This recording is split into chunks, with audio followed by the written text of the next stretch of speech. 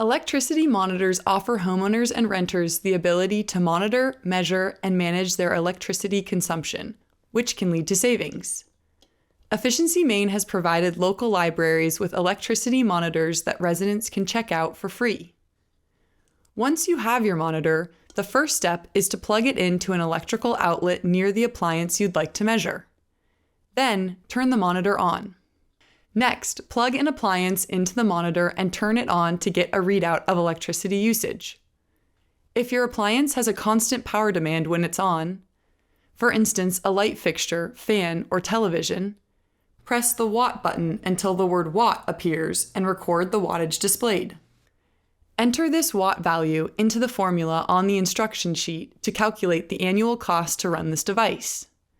If your appliance cycles on and off or at varying rates, such as a refrigerator, freezer, dehumidifier, or window air conditioner, let the device cycle for about a day after plugging it into the monitor. Then press the kWh button until the kWh icon shows and record the kWh number it displays. Next, press the kWh button again until clock is displayed and record this number. This is the time monitored.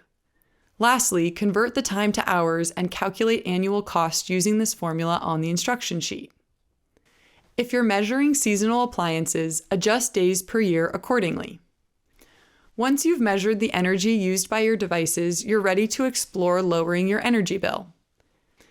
Consider using some of your higher consumption devices less often, or consider switching to more efficient alternatives.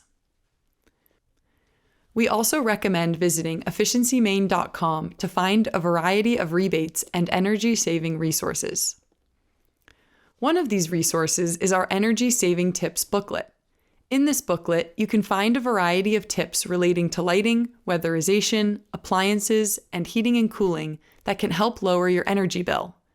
If you'd like a copy, please call 866-376-2463. Thank you for watching our video.